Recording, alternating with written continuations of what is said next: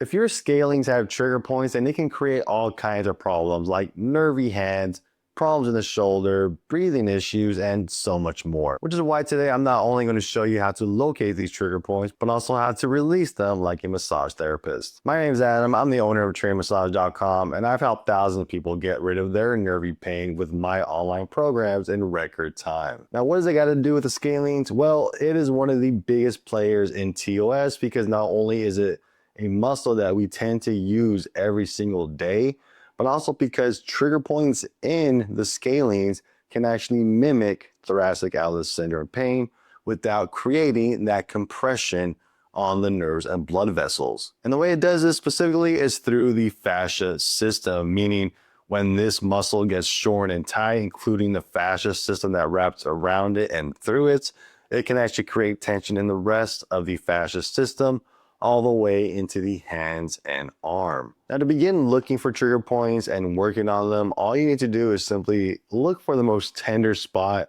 within the muscle that isn't nerve, basically, because we do have a lot of tissues that come out of there. So to start things off, you're simply going to locate the sternocleidomastoid, the neck muscle that pops out every time you rotate your head, because behind that is going to be your anterior scalene, the first of three scalene. Next to that one is your medial, and behind that one is your posterior, which is right in front, maybe even buried a little bit behind your upper traps. So to target your scalenes effectively, you're simply working on this simple little triangle between your SCM and your upper traps. Now, how do you know though if you're on a nerve or blood vessel? Blood vessels, basically, you may end up feeling some sort of dizziness, see some sort of color changing in your hands, you're going to pale, maybe even blue. You may even start to feel your heart throb a little bit or even a strong pulse, right? And all this is because basically you are cutting off the blood supply to either the arteries or the veins,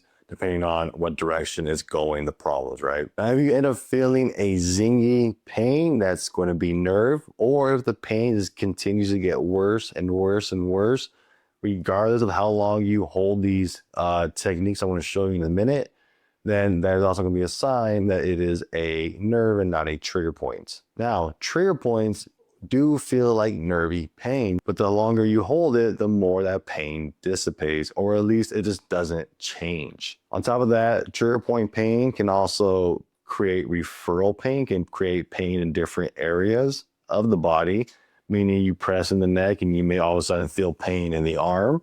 That can also be a referral point from your scalenes. Or you may even just feel a twitch or a muscle spasm, right? All of these are small signs that you are on a trigger point and not the nerves or blood vessels. So with all that said, start off by warming up those tissues, warming up that area by just simply moving your fingers back and forth and side to side along the entire area. I kind of like to start off right behind the SAM to make sure I hit the anterior scalene.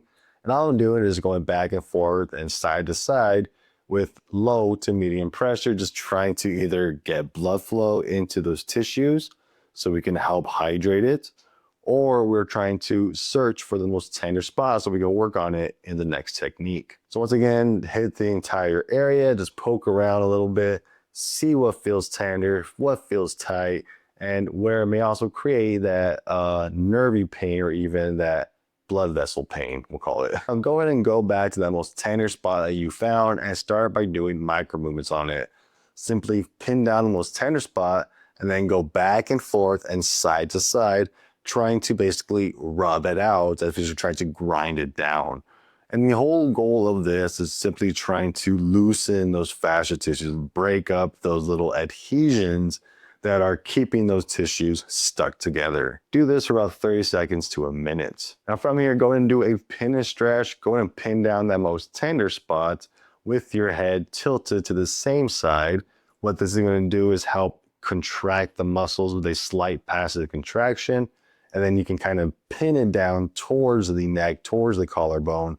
And then from here, we simply stretch the muscle out by tilting our head to the opposite side.